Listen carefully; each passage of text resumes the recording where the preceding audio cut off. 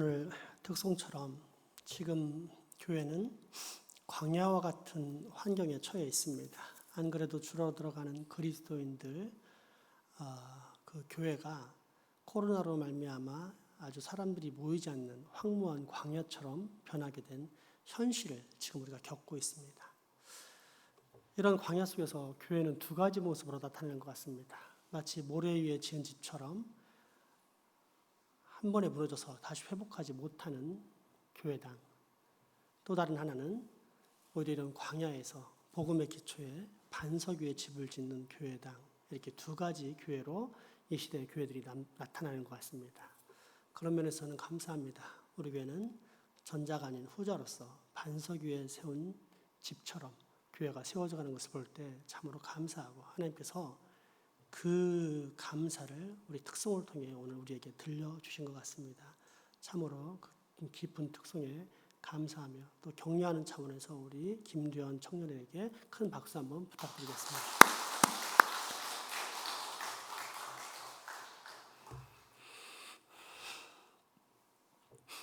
잘못된 교리는 분열시키지만 올바른 교리, 진리는 우리를 하나로 만듭니다.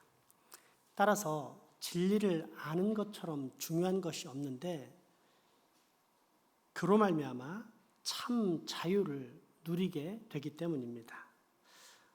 그래서 하이델베르크 이문답은 아는 것, 곧 알미 주는 위로를 강조합니다. 하이델베르크 이문답을 다시 한번 봉독해 보겠습니다. 이 위로 안에서 복을 누리며 살다가 죽기 위해 당신은 무엇을 알아야만 합니까? 다음 세 가지를 알아야만 합니다. 첫째, 나의 죄와 비참함이 얼마나 큰지 알아야 합니다. 둘째, 어떻게 내가 나의 모든 죄와 비참함으로부터 구원받는지 알아야 합니다. 셋째, 어떻게 내가 그러한 구원을 주시는 하나님께 감사해야 하는지 알아야 합니다. 아멘. 먼저 우리는 나의 죄와 비참함이 얼마나 큰지 알아야 합니다. 사람들이 하나님의 율법과 상관없이 방자히 행하는 이유가 무엇일까요? 일단 죄가 무엇인지 모를 뿐 아니라 굳이 알려고도 하지 않기 때문입니다. 둘째는 사실은 이것이 더 심각한 문제인데 그 죄 속에 거하는 삶의 마지막이 얼마나 비참해지는지를 전혀 깨닫지 못하기 때문입니다. 하지만 성경은 애매하지 않습니다. 그 비참함을 명확히 기록하고 있습니다. 먼저 히브리서 9장 27절 말씀입니다. 한 번 죽는 것은 사람에게 정해진 것이요 그 위에는 심판이 있으리니. 아멘. 마태복음 25장 46절 말씀입니다. 그들은 영벌에 의인들은 영생에 들어가리라 하시니라.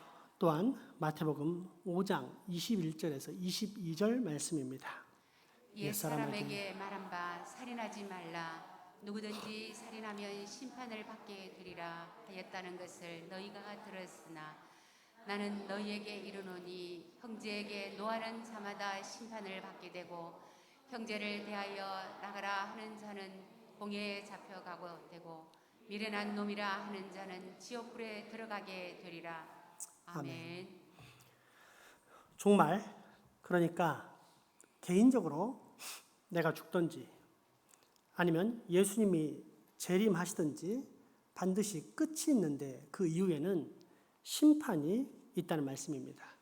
그리고 죄를 짓는 자는 그가 죄의 문제를 해결하지 못해서 죄를 짓는 죄인이라는 증거를 스스로 보여주었기 때문에 원래 예정된 대로 영벌 또는 무서운 지옥불에 들어가게 된다는 것이 이 말씀들의 핵심입니다. 그럼에도 불구하고 우리는 영벌 또는 지옥불의 비참함이 어떠한 것인지를 잘 모릅니다. 그래서 심각하게 생각하지 않고 간과합니다. 문제는 이것이 구원의 필요성으로 연결된다는 사실입니다. 내가 죽어서 받게 될 지옥 심판의 형벌이 그리 두렵지 않은데 굳이 구원받으려고 애쓸 필요가 있을까요? 전혀 없습니다. 그래서 사람들은 과거처럼 지금도 앞으로도 어울렁더울렁 잘 살아갑니다. 마치 노아시대에 먹고 마시고 장가들고 시집가면서 인생을 즐겼던 사람들처럼 말입니다. 그런데 막상 노아의 대홍수 심판이 닥치자 어떻게 되었습니까? 구원의 방주에 오르지 못한 사람들은 전부 다 수장되어 물고기에게 뜯어먹히는 비참한 상황에 이르게 됩니다. 이처럼 비참한 죄인의 결국을 보여주신 하나님께서는 이후에 또 한 번 하나님의 말씀에 순종하지 않는 자들, 하나님의 말씀과 상관없이 사는 사람들, 즉 하나님을 믿지 않는 사람들, 하나님을 믿었지만 하나님의 말씀을 따라 살기보다 자기의 고집대로 사는 사람들의 비참한 최후를 보여주시는데, 그것이 출애굽 심판 때 받은 10가지 재앙입니다. 2014년에 나온 출애굽에 관련된 영화인데 잠깐 관람하겠습니다. 나일강이 피로 물들자 물고기를 비롯한 물속의 모든 생명체들이 폐사하는데, 이런 현상이 일주일간 지속됐기에 람세스가 제사장을 시켜 원상복구를 지시해보죠.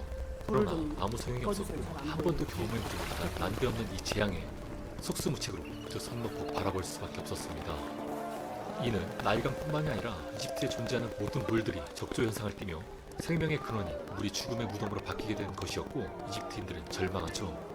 곧이어 이집트 땅을 개구리 떼가 뒤덮게 되는데, 이집트인이 푸니의 신으로 여기며 나일강의 장마를 가져다 준다고 믿는 개구리 머리 헤케트 신을 응징하는 두 번째 재앙이었습니다. 그 많던 개구리가 전부 죽자 이번엔 각닭이 파리 된 벌레가 들끓기 시작하죠. 세 번째 재앙인 각닭의 출현으로 이집트의 대지이신 개부의 무력함과 네 번째 재앙인 파리떼의 출몰로 풍뎅이 모양의 이집트신 케프라를 응징한 것이었습니다. 이로써 물과 땅 그리고 하늘까지 가장 중요한 환경을 관장하는 존재가 이집트 신들이 아님을 인식시킵니다. 게다가 처음으로 인간 신체에 병이 생기는데 독점이라는 악성 종기 피부병이었죠. 이집트의 의학의 신 이모탭을 심판하는 증거였습니다. 재앙의 강도는 점점 강해집니다.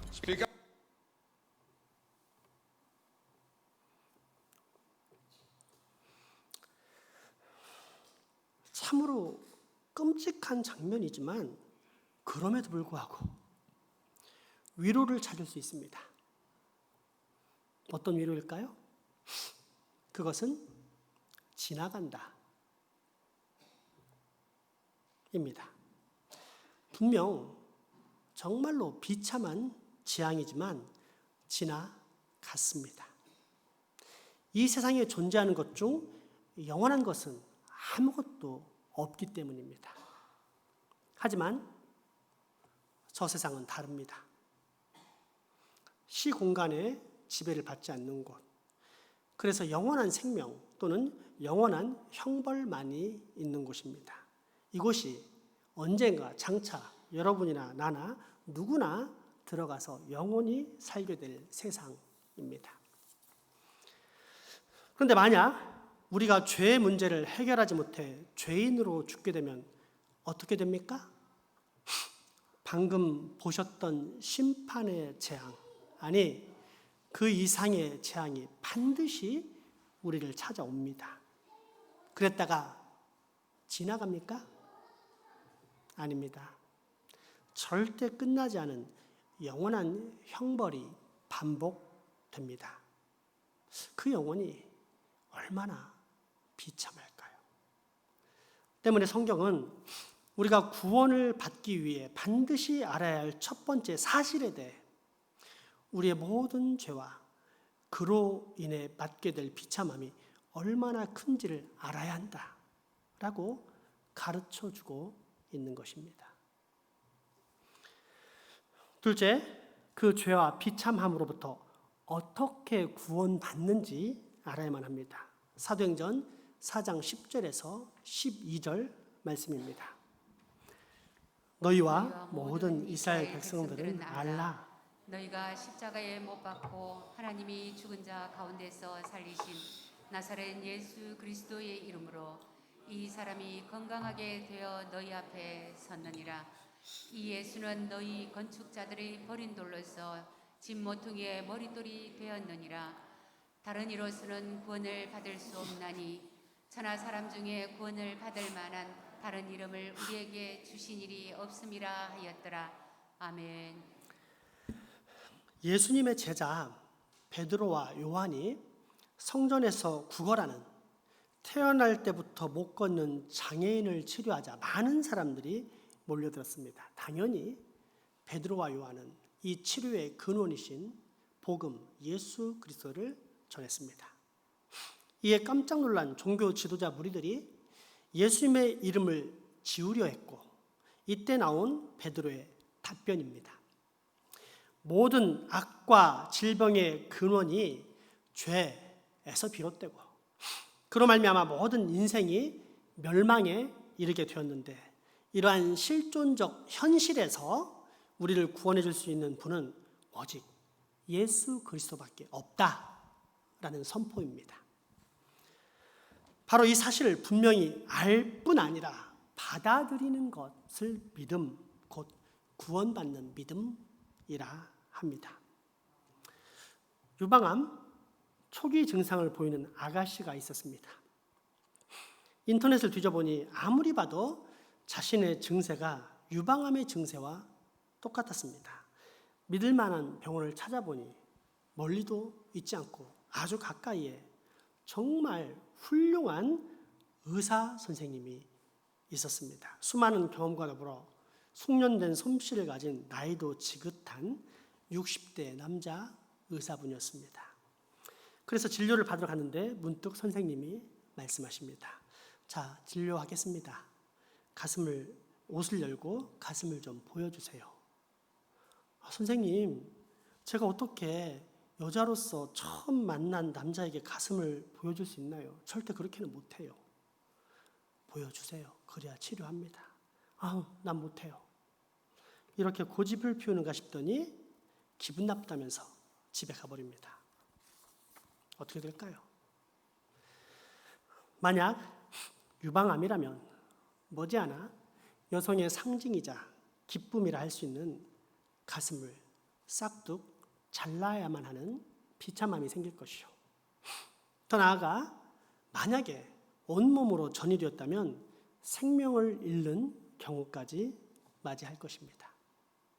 때문에 일반적으로 모든 사람들은 의사들 앞에 기꺼이 자신의 가슴을 열어 드러내 보입니다. 나를 괴롭히는 질병이 무엇인지를 알아야만 치료할 수 있는 방법, 생명을 구할 수 있는 방법도 알 수 있기 때문입니다. 우리를 괴롭히는 영혼의 치료도 이와 똑같습니다.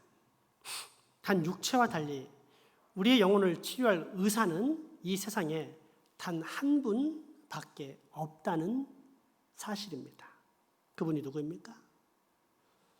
예수 그리스도, 우리의 주인이십니다. 그러므로 우리는 그 영혼의 의사 곁에 가기를 즐겨야 합니다. 어떠한 치부든지 가리지 말고 활짝활짝 열어서 보여드려야 합니다. 왜요? 그래야만 내 영혼의 암덩어리가 어디에 있는지, 얼만큼 진행되었는지, 또 어떻게 해야만 치료할 수 있는지를 정확히 알 수 있기 때문입니다. 그래서 우리는 나의 영원한 그리고 완전한 의사이신 주 예수님께 기꺼이 나의 모든 것을 다 보여드립니다. 내 생명을 구원할 유일한 방법이 바로 거기에 달려있기 때문입니다. 바로 이 진리입니다. 그 누구도 해결할 수 없는 죄라는 무시무시한 영혼의 암덩어리를 고칠 수 있는 방법을 알아야만 합니다. 나를 치료할 수 있는 유일한 방법, 유일한 의사가 누구인지를 반드시 알아야 합니다. 그래야 내가 구원받습니다. 막연히 나는 별로 나쁜 짓도 안 했고 평소에 다른 사람을 많이 도왔으며 또 누구에게 원망 살 만한 일을 한 적도 없으니 아마 천국 갈 거야 라는 자기만의 착각 또는 무지에 빠지면 안 됩니다. 알아야 합니다. 내가 어떻게 하면 그 모든 죄와 비참함으로부터 구원받을 수 있을까를 올바로 알아야 합니다. 바로 이때 삼위일체 우리 주 하나님의 그 놀라우신 구원의 위로가 우리에게 찾아오기 시작하는 것입니다. 마지막 셋째, 이후 그러한 구원을 주시는 하나님께 우리가 어떻게 감사해야 하는지를 알아야만 합니다. 먼저 로마서 7장 21절에서 24절 말씀입니다. 잠깐만요. 지우라, 예배 시간에는 조용히 하는 거다. 떠들면 안 된다. 로마서 7장 21절에서 24절 말씀 함께 읽겠습니다. 그러므로 내가 한 법을 깨달았노니 곧 선을 행하기 원하는 나에게 악이 함께 있는 것이로다.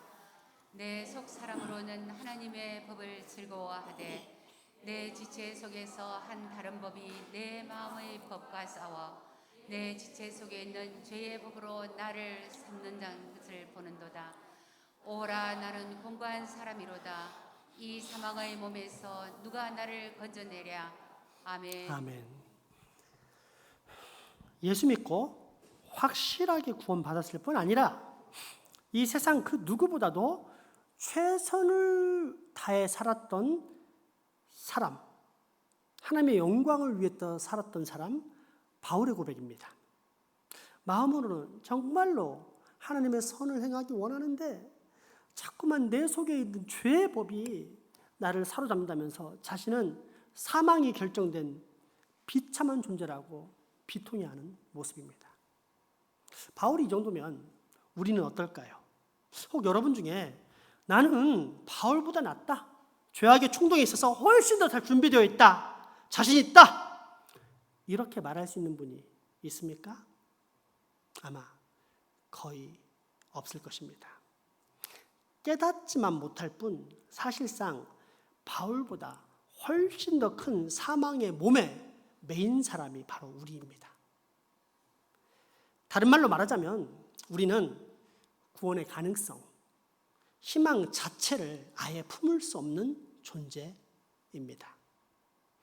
그런데 이때 바울이 놀라운 고백이자 구원의 선포를 합니다. 그 선포가 바로 로마서 7장 25절에서 로마서 8장 1, 2절까지의 말씀입니다. 우리 다 같이 함께 선포해 봅시다. 우리 주 예수 그리스도로 말미암아 하나님께 감사하리로다. 그런즉 내 자신이 마음으로는 하나님의 법을, 육신으로는 죄의 법을 섬기노라. 그러므로 이제 그리스도 예수 안에 있는 자에게는 결코 정죄함이 없나니 이는 그리스도 예수 안에 있는 생명의 성령의 법이 죄와 사망의 법에서 너를 해방하였음이라. 아멘. 1, 2절을 포함해 뒷부분이 사망의 메인 몸이 구원받는 근거인 복음의 역사와 능력을 나열하고 있는 부분이라면 앞부분은 그러한 은혜를 베푸신 하나님으로 말미암아 구원받은 우리가 이제 어떻게 살아야 하는지를 밝혀주는데 다음과 같습니다. 25절 상반절 말씀입니다. 우리 주 예수 그리스도로 말미암아 하나님께 감사하리로다. 아멘. 감사입니다. 예수 믿고 구원받은 신자의 삶은 감사로 시작해 날마다 감사로 살아가며 또한 마지막 인생 역시 감사로 마감한다는 것입니다. 왜요?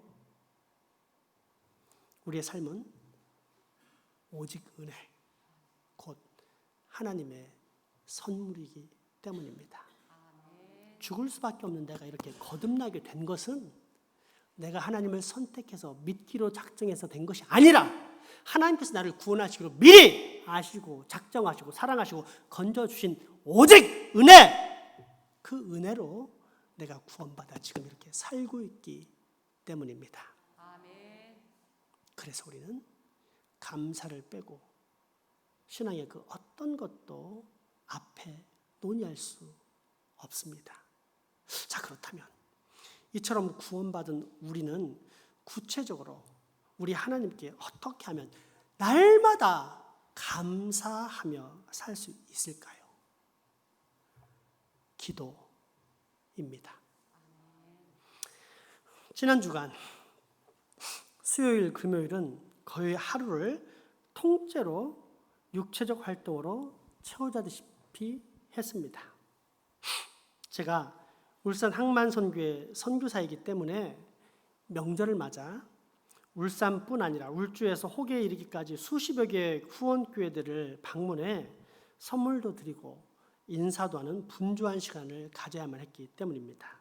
첫날은 파김치가 되어 아무것도 못한 채 휴식을 취하다가 잠자리에 들었고, 두 번째 날도 거의 마찬가지였는데 특이한 것은 그렇게 기진맥진한 상태에서도 도저히 잠자리에 들 수 없었다는 사실입니다.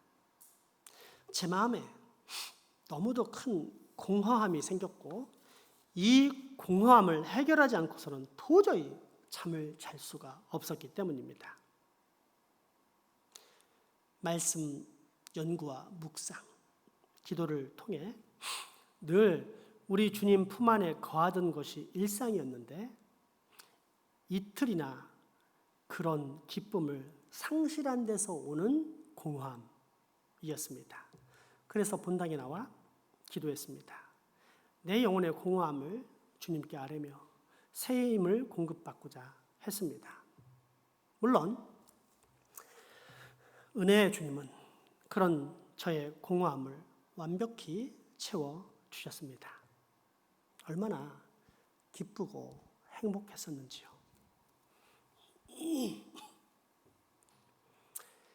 예수 없이 사는 사람은 이러한 공허함을 모릅니다.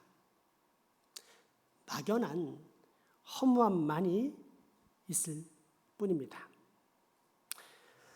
또한 예수라는 이름은 있지만 말씀이 없이 사는 사람도 이러한 공허함을 모릅니다.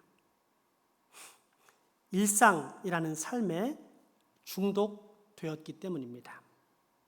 일상의 분주함과 그로 인한 성취라는 진정제가 마치 마약처럼 작용해 공허함이라는 질병을 예방해서 크게 경험하지 못한 채 살다가 일생을 마치게 되는 것입니다. 어떤 면에서는 이런 사람들이 더 위험합니다. 평생 교회 다니면서 예수 믿고 복받아 좋은 직장, 좋은 집, 좋은 자식 두었다 하면서 인생을 잘 누리며 살았고 그러다가 천국에 간다고 생각하며 죽었는데 막상 심판을 받아 도착한 곳은 우리 주님 계신 천국이 아닐 수 있기 때문입니다. 참으로 불쌍한 인생이라 아니할 수 없습니다. 그런데 저는 공허함을 느꼈습니다. 거의 매일 365일의 삶은 하나님의 말씀 가운데 살다가 그중 겨우 이틀만 말씀을 멀리했을 뿐인데 얼마나 큰 공허함이 저를 사로잡았는지, 또한 그로 인해 주님 앞에 엎드려지게 되었다는 그 사실이 너무도 감격적이었습니다. 내 영혼에 늘 말씀과 함께하는 습관을 만들어주신 나의 아버지 하나님께서 또한 내 영혼에 생명의 말씀에 대한 갈급함까지 주셔서 남들은 아무렇지 않게 살 수 있는 일상에 대해 나는 그처럼 심각한 공허함을 느낄 수 있다는 그 사실이 저를 너무너무도 기쁘고 감격스럽게 했습니다. 그래서 기도하러 갔습니다. 왜냐하면 기도란 우리 영혼의 공허함을 채우는 최고의 도구이자 동시에 우리에게 모든 것을 허락하신 아버지 하나님께 감사할 수 있는 최고의 도구이기 때문입니다. 물론 눈 뜨고도 감사할 수 있습니다. 말씀을 통해 고백으로, 생각을 통해 감탄으로, 찬양을 통해 눈물로 감사할 수 있습니다. 하지만 눈을 감고 감사할 때 아버지 하나님을 향한 우리의 감사는 더욱더 깊고 정성스러운 감사가 됩니다. 그렇게 우리는 일상에서의 감사인 감탄이나 고백이나 찬양에서 그치지 않고 별도의 시간을 쪼개어 눈을 감는 것입니다. 왜요? 기도는 우리가 하나님께 드릴 수 있는 최고의 감사이기 때문입니다. 그럼 우리 여러분, 기도하십시오. 감사하기 위해 기도하십시오. 내 공허함을 채우기 위해서도 기도하십시오. 무엇보다도 행복하기 위해 기도하십시오. 우리의 진짜 행복은 바로 여기, 하나님을 기쁘시게 하고 영원토록 그를 즐거워하는 기도, 바꿔 말하면 감사의 삶 속에 있기 때문입니다. 여러분, 삼위일체 하나님께서 우리에게 주시는 진정한 위로 안에서 복을 누리며 살다 죽기 위해 우리는 무엇을 알아야만 합니까? 첫째, 어떻게 우리가 그 모든 죄와 우리의 죄와 비참함이 얼마나 큰지를 알아야 합니다. 둘째, 어떻게 우리가 그 모든 죄와 비참함으로부터 구원받는지 알아야 합니다. 셋째, 어떻게 우리가 그러한 구원을 주시는 하나님께 감사해야 하는지 알아야 합니다. 이것이 바로 신앙생활, 곧 믿는 자가 평생 기억하고 되새겨야 할 믿음의 삶입니다. 기도합시다. 내가 알기를 원하시는 하나님, 그로 말미암아 위로받기를 원하시는 하나님, 오늘 우리에게 이처럼 알아야 할 바를 알려주셔서 감사와 영광 올려드립니다. 주님, 우리가 정작 알아야 할 바는 간과하고 알지 않아도 되는 것들은 알아왔을 뿐 아니라 충만하게 채워왔던 우리의 죄악을 회개하오니 용서하여 주옵소서. 이제 우리로 반드시 알아야 할 것을 알고 살아가는 복을 누리게 하옵소서. 그래서 그 알을 통해 평생 하늘의 위로 속에 살다가 죽어서도 영원한 위로를 받으며 사는 주의 자녀 되게 하여 주옵소서. 이 모든 간구 우리 주 예수님 이름으로 기도하옵나이다. 아멘. 헌금하시겠습니다.